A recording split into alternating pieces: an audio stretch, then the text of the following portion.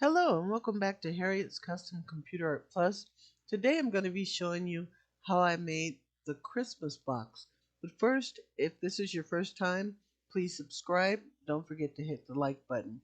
First, I'm going to start by clicking and choosing Poster to start a new project. I'm going to go to Uploaded Images and I'm going to scroll down to the image that I want to use. I look for all my images ahead of time, so I start my searches by going to Google, choosing high res, free, and then whatever image I'm looking for. In this case, the first choice was backgrounds, red Christmas backgrounds.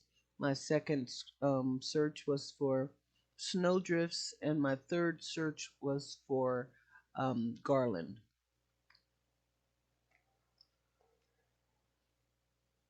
So I'm just going to scroll down and find my background after I zoom in so you can see what I'm doing more clearly. So I chose this red background. I'm going to resize it by pulling on any of the corners on the little circle, and I'm going to drag it all the way across my page. I left about a half inch on each side. This is going to be the front panel for the box. So I left about a half inch on each side, and then I will, when I make the side panels, this will be the front and back panel. When I make the side panel, then I will use that extra half inch on each side. So now I'm just clicking on that rounded rectangle on the top and dragging it down to make the panel the height that I want it to be. And I'm going to scroll and find the snow that I want to use. And I just pulled, that's the wrong one, so I'm going to pull the one where I've already removed the background. Then I'm going to select the snowdrift that I want to use, and first I chose the wrong one, and then I changed it to the one that I actually wanted to use. And I usually bring in the whole image when I have multiple images like this, remove the background, and then I just use that little rectangular circled off rectangle to get to the actual piece of clip art that I want to use, rather than having to upload so many different pieces. So now I have one of the pieces selected, but I'm going to once again pull out because all those pieces are still available, and then I'm going to just keep the one that I actually want to use, which is this one. I'm going to move it down so that it's at just the top edge of my red background.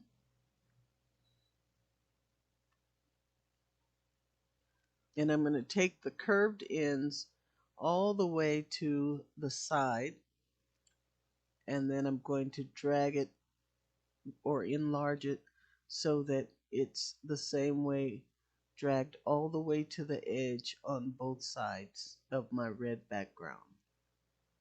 Once again, you only resize from any of the corners. Now I also want to add a shadow, so I clicked on Edit Image, and then I'm going to choose the shadow, and then I'm going to choose glow because I like the way that that shadow looks. It puts a shadow all the way around the image. And now I'll drag out my sides by enlarging this to cover up the entire top portion of this panel. So I'm dragging with the bottom circle until I get it partially to the side. I'm taking that left side all the way over, and now the right side, and I'm just going to drag that down. I don't want to see any red on top of that snow. I want the snow to be capping my red background so that it looks like the snow is collecting on the ledge. Now it's looking pretty good. Now I'm just going to go over and choose other items that I've uploaded. And if you don't know how to upload, you click on the upload button, then go to pictures or wherever you save the image. I'll choose an image. Once you click on it, it begins uploading. So you scroll all the way to the top of the upload box, and then you see the image that you've chosen. You click on it, and it's going to pop up on your screen. But I don't need this one, so I'm going to delete it and move on fixing up this front and back panel for my box. So I'm going to scroll down and I'm going to add the garland now. So I'm going to click on the garland. It pops up in my image. And sometimes when you remove the background in the images in Canva, it will take out portions that you didn't want it to take out. And you see right here where it took out part of the bottom garland. I'm just going to click on that once again, that rectangle, that rounded off rectangle, and drag it up so that I'm cutting away the one that I don't want to use, and I'm going to keep the top one. And now I'm going to bring the sides in a little bit because a little portion of the garland underneath was still showing right here on that bottom left corner. So I'm just going to drag in the sides of this piece of garland so that I can cut out that extra little piece that was hanging on. And I'm going to adjust this side so that it will be even with the other side of the garland section. Next, I'm just going to move this into place, line it up with the left corner, and I'm going to shrink it down some. I'm going to make 4 pieces of this garland. So I'm just going to go to the top. That once you click on the garland, at the top you see the 2 pieces of paper with a plus sign, the trash can, and the 3 dots. I want to hit the 2 pieces of paper with the plus sign, and that will duplicate that piece of garland. So I'm going to click on it, and it's going to duplicate the garland. But for some reason, sometimes it will duplicate it and it will put the background back in it. And that is what's going to happen here when I click it. It made a copy, but it put the background there. So all I have to do is go to Edit Image again and choose Remove Background, and it's going to remove the background. Now I'm going to choose duplicate again, and it's going to do it the correct way. It's going to make an exact copy. Now I have all the 4 pieces of garland I want to use, and I want to group them. So I need to move, I'm going to have to move the red out of the way for just a minute, drag across so that I'm choosing just those 4 sections. Right now they're still separate. I can resize them and leave them separate, but I want to group them. So I'm going to resize them, and then I'm going to go to the top and click on Group, and it's going to group those and make it one graphic piece. Now I'm going to bring my red background back down and put it in place.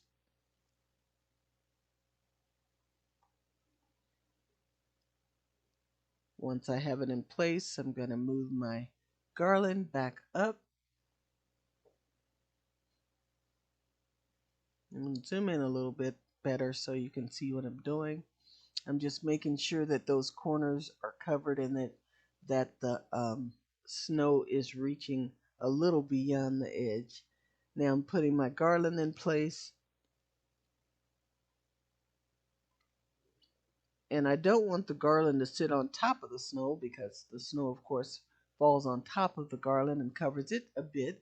So I'm going to go, once I have the garland where I want it, I'm going to click on Position and Forward, and it pulled the snow to the front so that it's overhanging my garland. Now I chose some lights, and I'm going to click on the lights, drag them down on top of my panel. I'm going to click on edit image so that I can remove the background.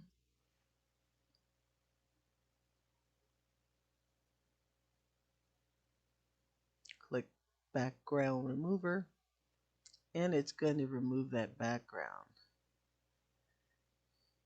Now you should, before you do any photo adjustments like brightening or making it more vibrant or changing the saturation, you should add your shadow first. But I will show you, if you add your brightness first, once you add your shadow, it's going to revert back. It's going to revert your image back to before you adjusted the brightness. So if you do this, always remember to add your shadows first, which I always forget, and I end up having to repeat going in and brightening up the image. So now I'm going to add the shadow, add the glow,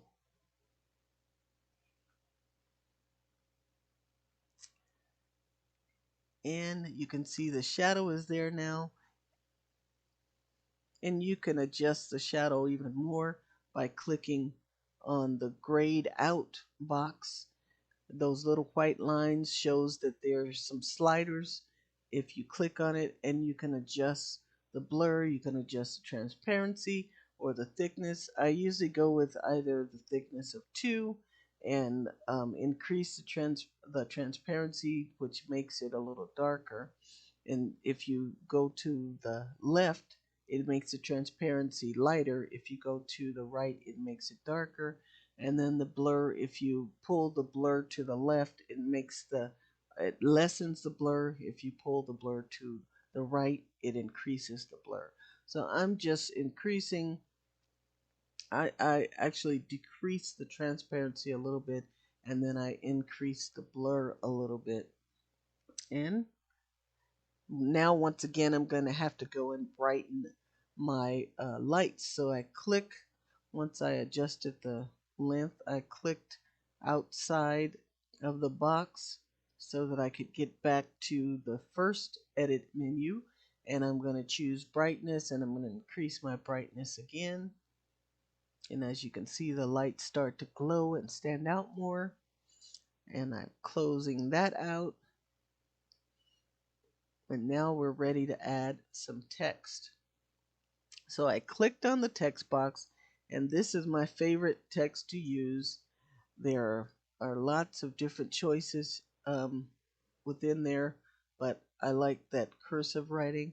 But I don't need all of those. Those are 3 different text boxes. I only need the first one, so you can click in and leave it grouped and change each one of those to whatever wording you want. But I'm going to ungroup them so that I can delete the ones I don't want by going up to the top, clicking on the 3 dots, choosing ungroup, and then I'm going to delete the 2 boxes that I don't want. First, I have to click outside so that they're all separated, and then I just click on the ones I want to remove and click the trash can, and they disappear. Now I like to have the font on a straight line, so I'm just curving using the 2 circles, the circular arrows, to position the writing in a straight line. Now that I have it positioned like I want it, I'll just click in that text box and type the message that I want to type. And I want it to say, "Have a very Merry Christmas." As I type, you'll see that the writing will start dropping down because the text box isn't wide enough. So I just go ahead and finish typing. And then I pull on that side rectangular circle, or the circle, the circled in rectangles on each side. And as I drag it out to the right, it's going to bring all of my font up to the same line. So I'm dragging it out, and as I do that, you'll see the font will pop up to the top line.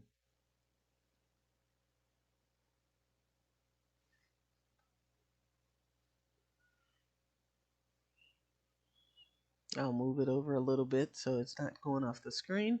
Now I have it all in a line, but it's too big for my panel. So I'm just clicking on that bottom circle, the bottom right circle, to resize the font and positioning it in the middle of my panel. Now I'm clicking on the A, which changes the font color. And what I like about Canva, right here in the second panel, you'll see all these colors. These are colors that it pulls directly from your design.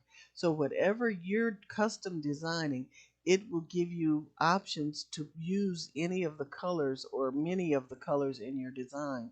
So the top one is showing all the colors that are possible in the red background. The next one shows the garland colors, and the last one shows the different shades of white in the snow. If you go all the way to the bottom, you can use any of these preset colors that it already has prepared for you. Or if you go here to this square with the multicolor, you can change it to any color that you want. So I chose to go with the gold in the garland first, and then I went to the one that allows me to choose the color I want, and I increased the brightness and the saturation of the color by pushing it toward the top and also sliding it toward the right, which made it more saturated, as well as taking it up makes it more bright. If you want less color, you'll drag it to the left, but I wanted it to be more vibrant, so I drug it to the right.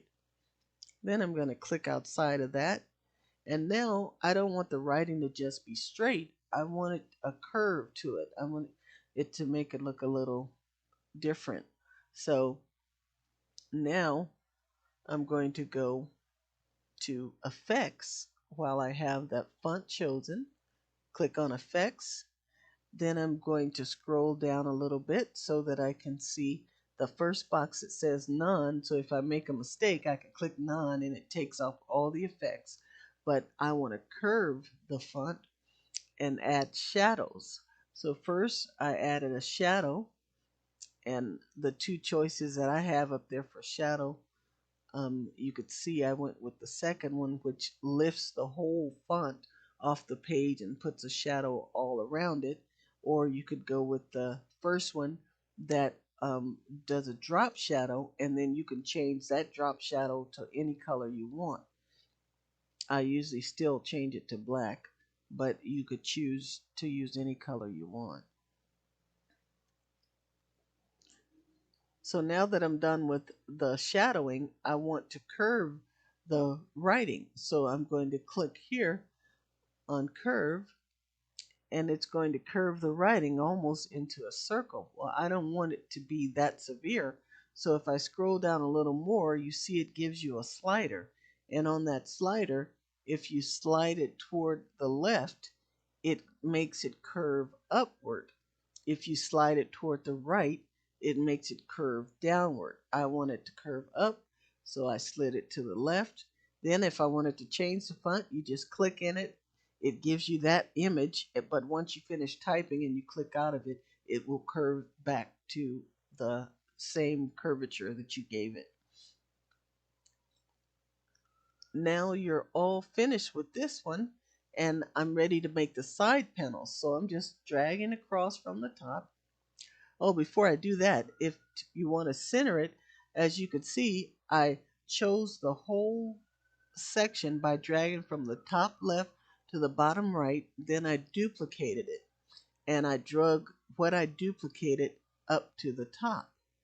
Now I click outside of it so that I can choose any piece individually that I want. And you'll see if you have them all grouped together, you can center them by sliding them back and forth while they're all together, or you can click out and just concentrate on one piece. So as you can see, I increased the red background because those sides are going to be folded, and that's where it will attach to my front panel. I'm going to delete the writing because I'm going to put my name on the side. But now that red overhang on each side is going to be folded so that it will make my edges. And you can pull out the garland a little bit more if you want, just to make sure when you fold those sides, the garland will show as it won't be a red area on the side of the garland that makes the box look like it's not completely lining up. So I'm just going to pull out the sides of the garland just a little bit so that to make sure that when I fold those sides and line it up with the front, the garland will be continuous. And all I did was I clicked on the garland on the lights and then clicked on position and backward to move the lights back behind the garland so I could resize it a little bit. And once I'm done resizing the garland, then I'm going to click on position and I'm going to put the garland backward one time or two times, however many times I need. I think I did it twice to get it behind the lights again. And now we're ready to add my name. So I'm going back to uploads and I'm going to find my name. I think I need to scroll back all the way to the top. I think it's closer to the top.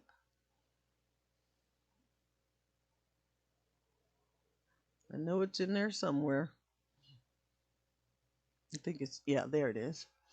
And I'm going to add it to my side panel. So I just resized it using one of those corners. And now I didn't take out the background because if you have an image that has the background one color and then those same colors are somewhere in the image, it will take out all of that color. So I'll show you what it looks like when I click on remove background. You see it took out all of the white, even the white in my name, Harriet. So I'm going to go ahead and hit the back arrow. So whenever this happens, this would be a time when you would want to draw out the background in a different app like Microsoft Picture It. Might be able to, you can also do it on Design Space. So instead, I just kept the white and just added a black shadow around it. And just like that, you've made your front and side panels for the box. You see how easy it is to design, and you are ready to save this. You can click on share and it brings down this menu. Once you click on download, it will give you other options. You want to save this with transparency as a PNG. By doing that, it will make it so that when you upload it into Cricut, the background will already be cut away and you'll be ready to just upload it and choose make it and cut out the pieces to assemble your box. I hope you've enjoyed this tutorial. Um, any of these boxes that I design, I'm making many of them available in my Etsy store, which I will add a link to in the information on the video. Also, I have a group, Harriet's Computer Art Templates and More, where I provide free templates to some of the items that I make that you can download instantly to make yourself, print out and make yourself. So if you'd like to join my group, it's a free group. Just look for me on Facebook at Harriet's Computer Art Templates and More. I hope you liked this tutorial. If you did, don't forget to leave a thumbs up. And if you haven't already, please don't forget to subscribe. I'll see you next time.